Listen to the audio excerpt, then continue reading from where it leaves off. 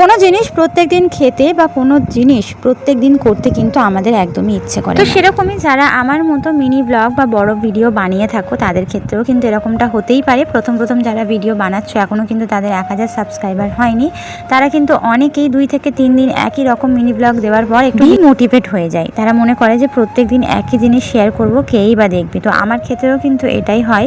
আমার কিন্তু প্রত্যেকদিন মনে হয় একই জিনিস শেয়ার করলে কেই বা দেখবে, কেই বা ভালোবাসা দেবে। কিন্তু সত্যি কথা বলতে তোমার এই সংসারের কাজগুলো যখন একবার তোমার ভিউয়ার্সদের কাছে ভালো লেগে যাবে না, তখন তুমি একদিন ভিডিও মিস দিলেই তারা কিন্তু অনেক বেশি মিস করবে। আর প্রত্যেক দিন যদি একই রকমের একঘেয়েমি জিনিস আমরা খেতে থাকি তাহলে কিন্তু তার প্রতি একটা অরুচি এসে যায়। তো রুটি খেতে খেতে না আমার যেন একটা বোরিং ফিল এসে গেছে, তাই রুটি একদমই খেতে আমার ভালো লাগে না। আর পাউরুটি আমাদের এখানে স্বভাবতই পাওয়া যায় না।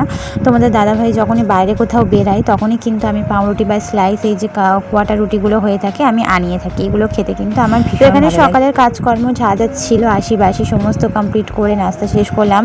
তো কালকের যে ফুলুরিটা বানানো হয়েছিল আর রুটি একটুখানি সেঁকে নিয়ে চা করেছিলাম, আর কিছু মিষ্টিও ছিল, তো সেটা দিয়েই আজকের সকালের নাস্তা আমরা শেষ করলাম। তারপরে অনেকটাই কাজ কিন্তু জমে গিয়েছে, অনেকগুলো আর্জেন্ট অর্ডারও আমার পড়ে গিয়েছে, যেগুলো গত 3-4 দিনে কিন্তু আমি আর করতে পারিনি।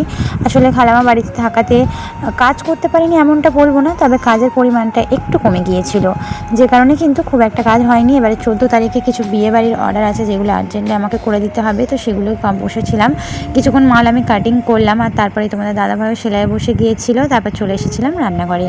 তো রান্নাঘরে এসেই মেয়ে এবং আমার দুজনের জন্য একটুখানি দুধ আর কর্নফ্লেক্স করে নিলাম, যেটা বেলার দিকে এই 11টার দিক করে আমরা খেয়ে থাকি। তারপরেই কিন্তু রান্নাবান্না করব। আর এখানে কিন্তু মামাদের বাড়ি থেকে মা নিয়ে এসেছিলো এই ছোটো ছোটো ডিম। এগুলো কিসের ডিম বলো তো? দেখে হয়তো পাখির ডিম বলে মনে হতে পারে, তবে এগুলো কিন্তু ছোটো ছোটো মুরগির ডিম।